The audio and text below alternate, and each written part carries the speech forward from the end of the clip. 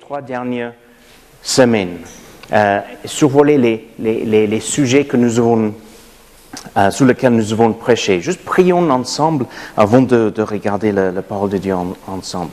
Seigneur, merci pour ta parole. Merci pour ta grâce envers nous. Merci pour ta fidélité. Seigneur, tu sais tout, tu connais toutes choses. Et il y a des choses qui sont révélées, des choses qui sont révélées dans ta parole, les choses que ton esprit nous révèle. Et il y a des choses qui restent cachées, mais les choses qui sont révélées sont pour nous. Aide-nous, Seigneur, à mieux comprendre les choses qui sont révélées pour que ça puisse avoir un impact dans nos vies et dans notre vie quotidienne en tant que tes enfants. Amen. Alors, il y a quelques semaines, j'ai prêché sur Galates chapitre 5, versets 13 à 25, où Paul donne cet argument en disant « Si tu vis par l'esprit, et j'avais utilisé l'image de la personne qui est très très malade, le cœur arrête à se battre, il y a peut-être un accident, et on prend le défibrillateur et boum, on donne et le cœur se remet à battre. Imaginons que ce moment, c'est le moment où on met notre foi en Christ et Dieu vit en nous par son esprit. Et notre corps, le cœur continue à battre, mais spirituellement parlant, on est vraiment en vie. On est né de nouveau, comme la Bible dit, une nouvelle créature. Et Paul va dire, parce que tu es en vie par l'esprit, alors marchez. C'est-à-dire dans ta vie de tous les jours, dans ton vie de quotidien, alors marchez selon l'esprit. Il était obligé d'expliquer ça aux chrétiens aux Galaties, les chrétiens de Galates. Pourquoi? Parce qu'ils n'avaient plus la loi de Moïse comme référence. Ils disaient, on n'est plus sur la loi de Moïse, mais ça ne veut pas dire fais tout et n'importe quoi. Marchez selon l'esprit. Et le contraire de marcher selon l'esprit, c'est marcher selon la chair. Les œuvres de la chair, Paul dit, sont évidentes. Et il liste les œuvres de la chair qui amènent à la mort, mais les fruits de l'esprit sont l'amour, la paix, etc., etc. Et donc, il parle de cela. Et les fruits de l'esprit, de marcher selon l'esprit et que les fruits de l'esprit soient évidents dans nos vies, c'est juste quelque chose de normal pour tout croyant.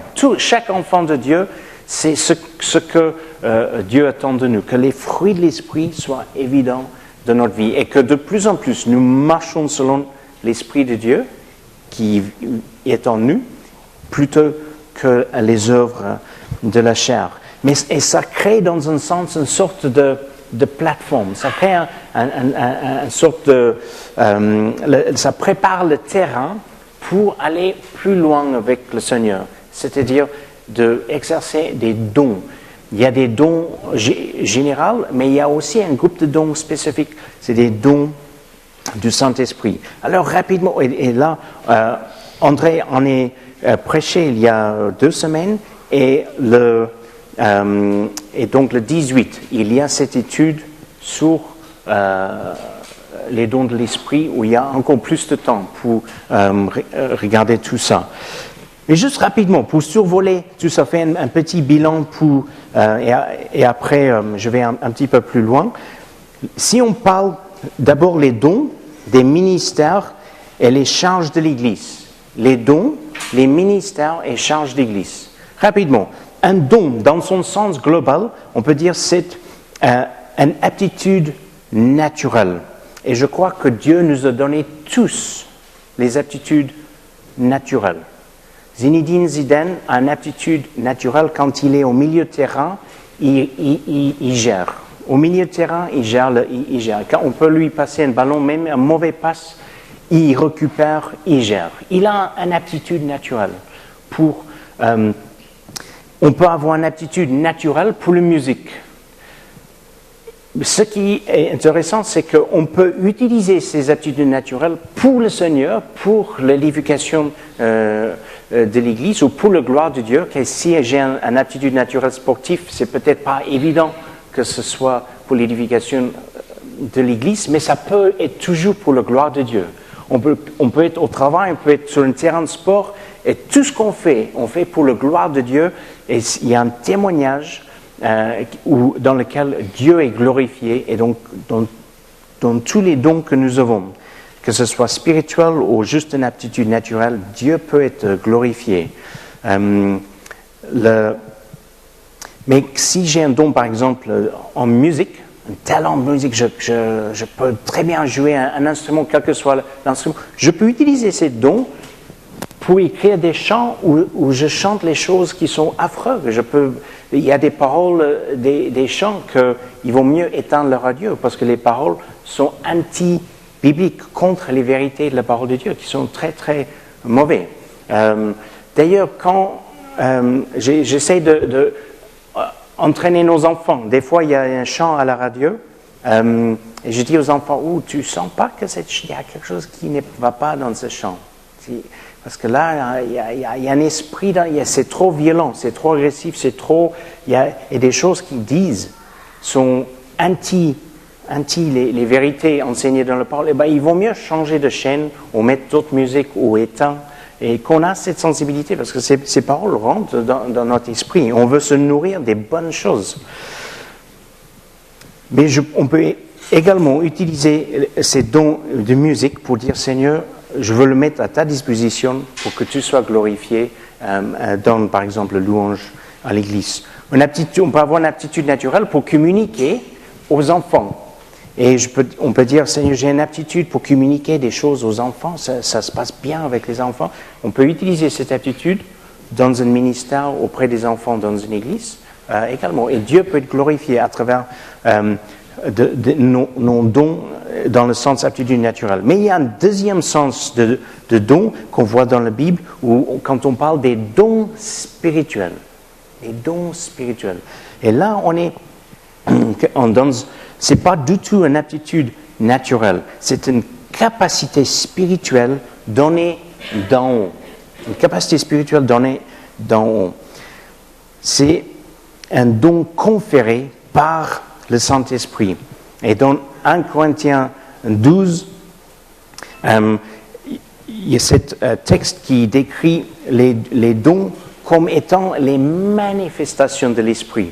Quand il y a un don de l'Esprit qui est manifesté, à travers la manifestation de ces dons ou l'action de ces dons, il y a la manifestation du Saint-Esprit, parce que ce n'est pas quelque chose qui vient de soi-même. Je peux prendre une guitare et je peux jouer les guitares moi-même, ça vient de Tim. Je peux essayer de composer un chant.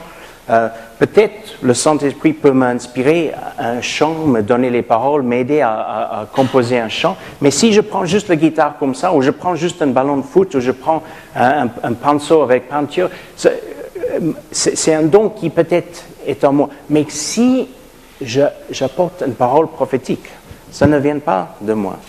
Là, on est dans une autre dimension, c'est un don du Saint-Esprit et ça manifeste l'esprit, c'est une manifestation de l'esprit.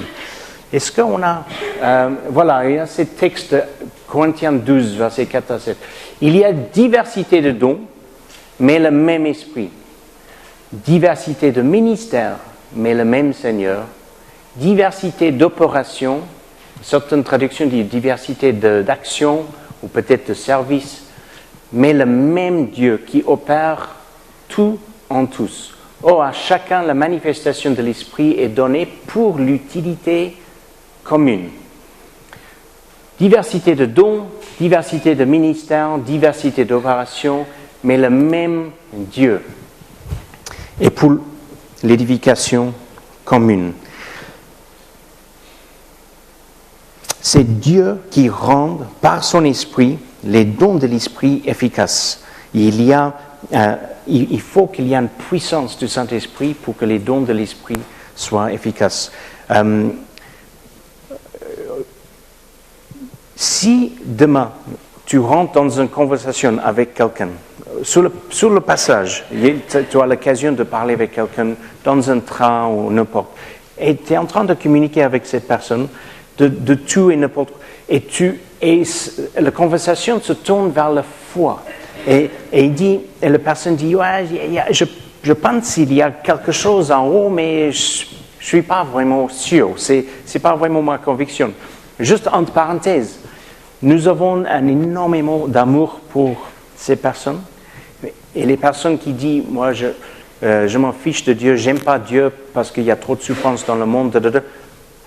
Faut sachez que nous tous, à un moment donné, étaient dans cette situation avant.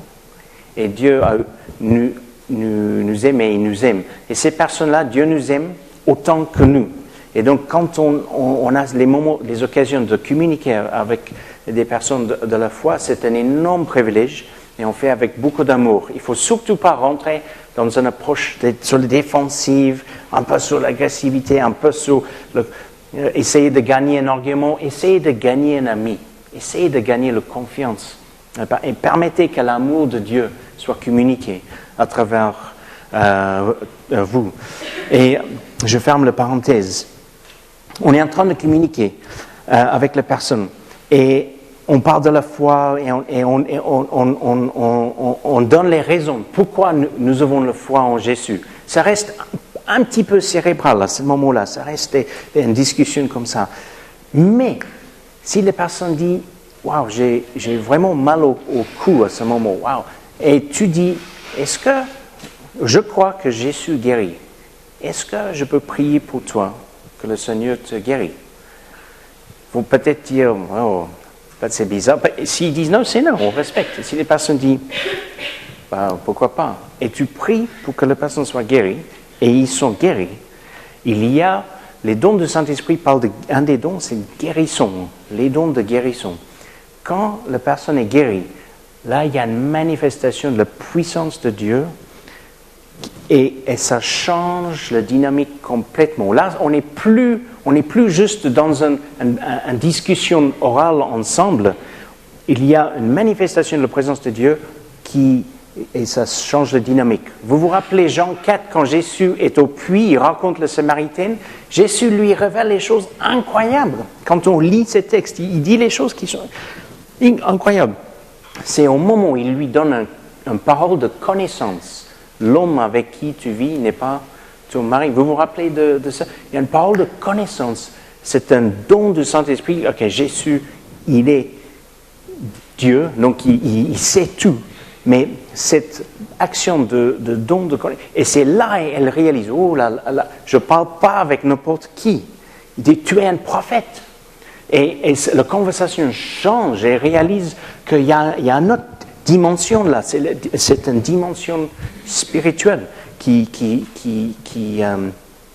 qu'on fait, dans laquelle on rentre. C'est un petit peu, je termine avec cette analogie par rapport aux dons spirituels. C'est, imagine un éolienne. Comment je prononce bien, éolienne? Ça tourne pour créer de l'électricité? Éolienne. Donc, cet engin a la capacité à créer de l'électricité. Ça tourne, ça crée de l'électricité. Imaginons qu'on va dire que c'est son don, cette capacité à créer de l'électricité. Mais il faut qu'il y ait du vent pour le tourner. Sans le vent, il ne tourne pas et il n'y a pas d'électricité. C'est un petit peu comme on est des hommes et des femmes de Dieu, et dans les moments où si nous avons à travers le baptême du Saint-Esprit, on a reçu un don du Saint-Esprit.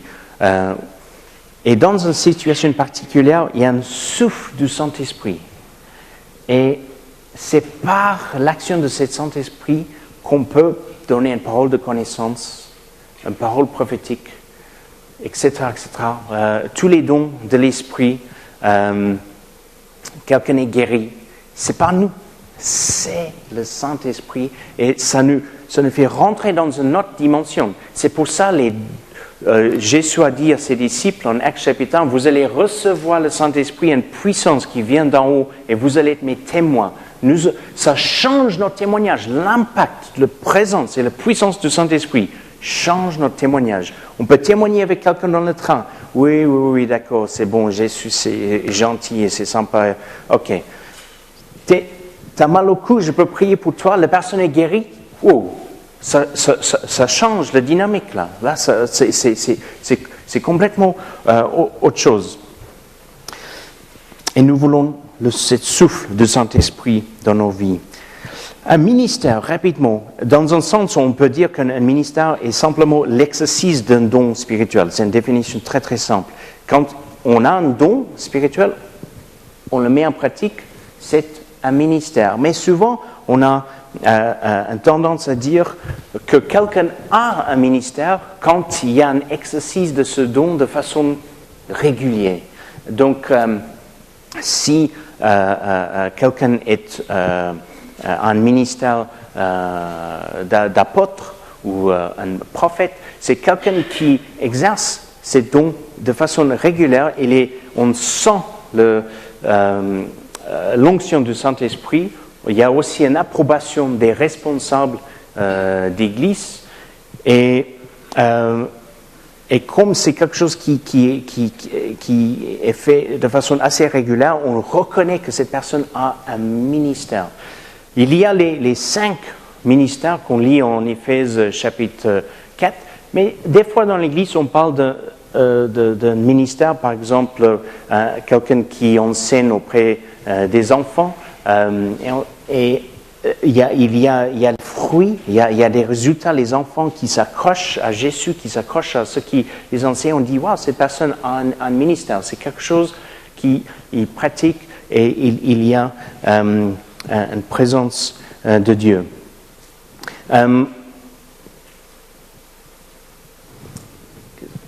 Voilà, ça c'est en Éphésiens chapitre 4, on a la liste de ces ministères. Il est donné les uns comme apôtres, les autres comme prophètes, les autres comme évangélistes, d'autres comme pasteurs et docteurs ou enseignants, pour le perfectionnement des saints en vue de l'œuvre du ministère et de l'édification du corps de Christ. Vous voyez, c'est les choses que Dieu donne, pas pour soi-même, mais pour l'édification de l'Église, comme les dons spirituels, pour le bien commun, pour l'édification de son Église et le perfectionnement des saints. Nous en avons besoin.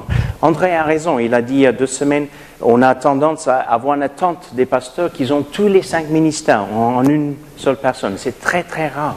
Peut-être Paul était, je ne sais pas si vraiment l'apôtre Paul avait tous les 5, mais il était peut-être le plus près, parce qu'il était aussi, il y avait d'autres dons qui se manifestaient dans sa vie, mais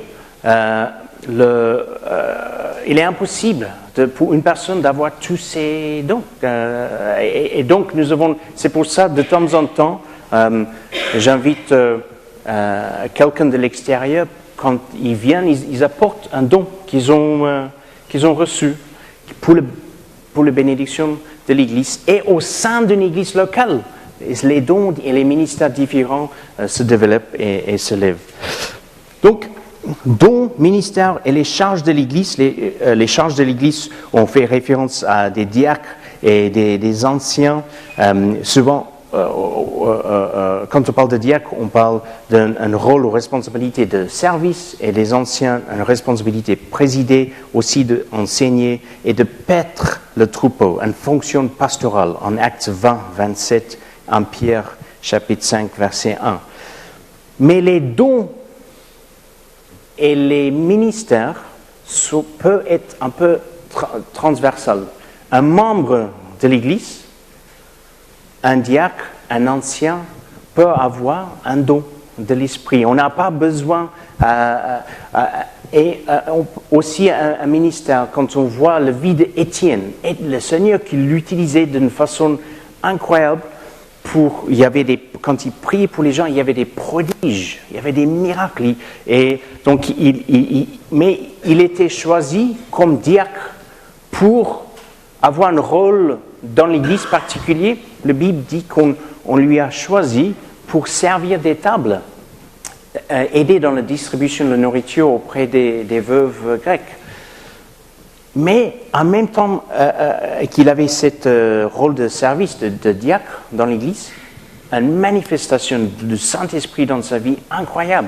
Pourquoi je fais référence à ça? Parce que des fois, on a tendance à dire, si on est pasteur ou si on est ancien, on peut accéder à certains dons, certains ministères. Mais si je suis membre de l'Église sans une charge particulière, il faut que je tende mon tour. Non, c'est disponible à tout le monde. En pratique, c'est vrai que si on a un ministère comme apôtre, ça n'arrive pas juste comme ça. C'est quelque chose qui se développe et très souvent, c'est des personnes qui avaient une responsabilité d'église ou qui avaient été comment on dit, un track record, on dit un historique derrière, un témoignage, un vécu d'avoir implanté les églises, d'avoir allé dans les lieux où il y a peu d'églises et qui amène, il y a une sorte de réveil local des personnes qui mettent leur foi en Christ et aussi d'aider et soutenir les églises existantes. Tous ces dons, ces ministères, ça se développe. Il y a à la fois l'approbation du Saint-Esprit, mais aussi on voit dans la Bible, Actes chapitre 15, Intimité chapitre 4, l'approbation des responsables d'église. C'est pas juste j'ai un don, alors je veux le pratiquer. Il y a une approbation des responsables de l'église et normalement, si ces responsables sont eux-mêmes remplis de l'Esprit, ils vont être sensibles à ce que le Seigneur veut faire à travers ses dons et reconnaître les vrais dons. Alors, donc, les 5 minutes, merci Moyang. Donc, là, il y a les dons de l'Esprit, la parole de sagesse, la parole de connaissance, la foi, les dons de guérison, les opérations des miracles, la prophétie, le don de discerner les esprits, de diversité des langues, le don d'interpréter des langues, 1 Corinthiens chapitre 12. Merci Moyang. Et d'autres dons qui sont utiles à l'Église, là c'est en Romains 12 où Paul parle encore de la prophétie qu'il avait déjà cité en 1 Corinthiens 12, mais prophétie, des ministères ou des services enseignés, exhortation ou encouragement, générosité, présidence ou des fois traduit comme leadership, miséricorde, et en 1 Pierre chapitre 4, service ou communication. Pierre parle de, quand on parle oralement, on parle comme si on communique ce que Dieu veut dire, les oracles de Dieu. Et beaucoup de personnes considèrent hospitalité aussi comme un don, bien que nous sommes tous appelés à être hospitaliers, comment dit-on?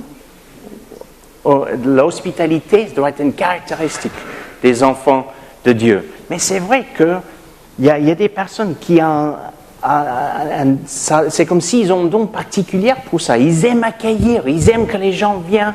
Et il y a un accueil dans la simplicité de cœur. Et il y a une générosité. Quand on va chez quelqu'un et on a vraiment l'impression qu'ils sont contents qu'on est venu. Ils sont contents qu'on est là. Et même si on frappe sans être invité, on sait qu'ils vont être contents de nous voir. Ça, c'est un vrai don d'hospitalité. Merci, Moyen. Il y a ce texte avec lequel je voudrais vous laisser ce matin. Et c'est en Marc chapitre 1, verset 2. Aussitôt, l'Esprit poussa Jésus dans le désert. Et il y a quelques semaines, on a entendu le texte où le Saint-Esprit poussa Ézéchiel. Il soufflait sur Ézéchiel, il poussa Ézéchiel. Le Saint-Esprit a fait la même chose avec Jésus. Mais on va en revenir dans un instant à cette verset. Juste pour terminer, quelques points en général, rapidement, par rapport aux dons, les ministères, les charges de l'Église. Nous sommes tous appelés à marcher selon l'Esprit. Tous appelés à marcher selon l'Esprit. Que la révélation de qui Jésus est se transforme dans la réalité à comment nous vivons tous les jours. Deuxième point, nous sommes tous appelés à désirer le vie de l'Esprit. En 1 Corinthiens, verset 14, verset 12, à désirer les dons de l'Esprit. Désirer les dons meilleurs, Paul dit. Il y a cet appel à désirer les dons. Ce n'est pas quelque chose où on a besoin on doit avoir peur ou dire, Seigneur, si tu as des dons qui viennent d'en haut, qui se va au-delà d'une aptitude naturelle, alors Seigneur, je veux les désirer. C'est bien quand on a un don, une aptitude naturelle qu'on met à le service de Dieu, c'est très bien, mais aussi désirer les dons spirituels, c'est très bien. Troisième point, il ne s'agit pas des dons, ni des ministères, ni des charges d'Église. Il s'agit de celui qui les donne. Il s'agit de Dieu. On peut être des fois tellement attaché à notre don, tellement attaché à notre ministère, on le met devant tout le temps et on oublie en fait, il s'agit de Dieu. On veut juste honorer et glorifier Dieu et à travers les dons, il soit glorifié et ce que Dieu veut accomplir s'accomplit. Troisième point, c'était mon troisième point. Quatrième point, les dons et les ministères sont donnés pour l'édification de l'Église et le témoignage, l'impact dans le témoignage. La manifestation, la puissance du Saint-Esprit a un grand impact dans notre témoignage au quotidien, quand on parle avec des gens. Quand ils sentent, on peut les parler de Jésus, c'est que si on parle de philosophie, quand ils voient la puissance de Dieu, là, il y a quelque chose qui se passe. Donc, il y a un impact dans notre témoignage, mais au sein de l'Église, c'est pour l'édification de l'Église. Dans les deux cas, c'est Dieu qui est glorifié. Il y a peut-être une petite exception, c'est le parler en langue, où Paul dit c'est pour l'édification de soi-même. Quand on parle en langue, on est édifié dans notre esprit, dans notre être intérieur, dans un sens. La personne à côté de moi n'est pas édifiée, parce qu'on ne parle pas avec notre intelligence, mais avec l'esprit, et on ne sait pas ce qu'on dit, et donc on ne peut pas comprendre ce que la personne dit, donc la personne à côté n'est pas édifiée. Mais quand on est dans un moment de chant, de louange, d'adoration, ce n'est pas un souci si on dit quelques mots en langue, en louange, parce qu'on chante tous en même temps, donc ça ne va pas distraire la personne à côté de moi. Mais il y a des moments dans les réunions de prière, quand on sent la présence de Dieu et on passe des moments en prière en langue, il y a une édification qui monte en soi. Cinquième point, notre identité est en Christ et pas dans nos dons. Nous n'existons pas à travers notre don ou notre ministère. Et c'est un problème pour beaucoup de chrétiens qui souvent les responsables d'église qui ont beaucoup d'expérience ou des responsabilités pendant longtemps. Je me souviens, quand j'étais petit en Afrique du Sud, et on peut tous tomber dans ce piège. Je suis déjà tombé dans ce piège. Je me souviens de cette personne qui à la fin du culte était ranchon, pas content. On m'a pas appelé devant, on m'a pas donné la parole à porter une parole ou dire un mot, ou peut-être on m'a pas invité à prêcher ou quelque chose. Et derrière ça, il y a ce sentiment que j'existe à travers mon don et mon ministère. Il faut que notre identité soit ancrée en Christ. Nous sommes les enfants de Dieu. Alléluia. Et d'être un adorateur de Dieu, c'est un des plus grands privilèges que nous avons en Christ. Ensuite, d'être un faiseur de sa volonté, un énorme privilège. Et que les fruits de l'esprit se manifestent dans ma vie. Et c'est très facile c'est comme si on n'a pas reconnu mon don, on n'a pas reconnu, j'ai visité une telle église, on ne m'a pas invité à prêcher ou quelque chose. Si on est triste, c'est peut-être, il faut se remettre en question de dire, est-ce que peut-être j'existe à travers mon ministère? Ça ne me suffit pas juste d'être un adorateur de Dieu. Mon identité en tant que fils de Dieu ou fille de Dieu, c'est insuffisant. Notre identité est en Christ. Mais gloire à Dieu pour les dons de l'Esprit qui se manifestent. Mais notre identité n'est pas dans les dons, mais notre identité est en Christ. Et dernier point, Dieu donne les dons et Dieu ouvre les portes pour les ministères. C'est Dieu qui donne les dons et Dieu ouvre la porte au bon moment pour le fonctionnement d'un ministère. Et on voit, on n'a pas le temps maintenant, mais si vous regardez 1 Timothée chapitre 4, Paul dit à Timothée, n'oublie pas l'enseignement, la prédication de la parole, tout ça, son ministère, et n'oublie pas le don que tu as reçu à l'imposition des mains et des anciens. Les anciens dans l'Église qui avaient prié pour Timothée, il y avait une approbation du Saint-Esprit, mais aussi des responsables d'Église, et qui a reconnu le don que Timothée avait. C'est Dieu qui ouvre la porte. Vous savez, si quelqu'un demain vient à l'Église et cette personne a un don, quel que soit le don, imaginons c'est un don de prophétie ou peut-être une aptitude naturelle, une capacité de mener le louange où c'est glorieux, il y a la présence de Dieu. Vous savez ce qu'on cherche, les responsables d'église cherchent d'abord, avant d'ouvrir la porte pour que ce ministère puisse fonctionner au sein de l'église, nous regardons la présence des fruits de l'esprit.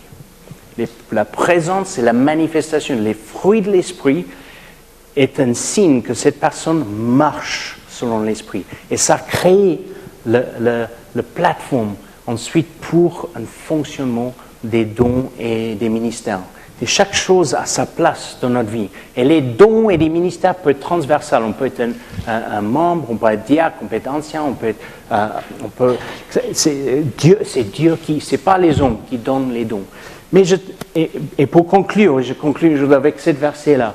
Pour un instant, oublions les dons, oublions les ministères, oublions les aptitudes naturelles que le Seigneur peut nous donner, oublions les charges de l'Église. C'est quand la dernière fois que tu as senti, juste simplement, poussé par le Saint-Esprit. Sans demander quel don je voudrais désirer la vie de l'Esprit, je désirais le baptême du Saint-Esprit, quel ministère. Oubliez tout ça, juste dire, c'est quand la dernière fois j'ai senti poussé par le Saint-Esprit. Peut-être juste de prier pour quelqu'un dans ta famille. J'ai eu un appel de ma mère la semaine dernière. Tim, comment va Clara? Je l'avais sur le cœur. Je dis, tiens, parce que moi je l'avais sur le cœur aussi pour une ou deux choses. On se parle et on prie. Elle est juste un petit poussé par le Saint-Esprit, sensible. Un collègue, peut-être tu sens, il y a quelque chose, le collègue n'est pas pareil. On voit mauvaise mine, qu'est-ce qui se passe? Et on se met à prier pour le collègue, se met à prier. Et le Seigneur te donne une révélation de peut-être ce qui se passe dans sa famille. Et tu peux ensuite prier. Ou peut-être aller voir le collègue, leur en parler, et dire, hey, je prie pour toi. Oui. Mais juste être poussé par le Saint-Esprit. Ça peut être plein de choses. Je peux vous donner beaucoup de témoignages, pas mes témoignages, mais les témoignages que j'ai entendus des hommes et des femmes poussés par le Saint-Esprit à parler avec quelqu'un, à aller voir quelqu'un, à appeler quelqu'un, à faire quelque chose, à prier pour quelqu'un, poussé par le Saint-Esprit. Voilà, je vous laisse avec cet défi, cette challenge, cet désir, Seigneur, qu'on soit poussé par ton esprit. Est-ce que je peux vous inviter à se lever? On va terminer notre culte avec un chant.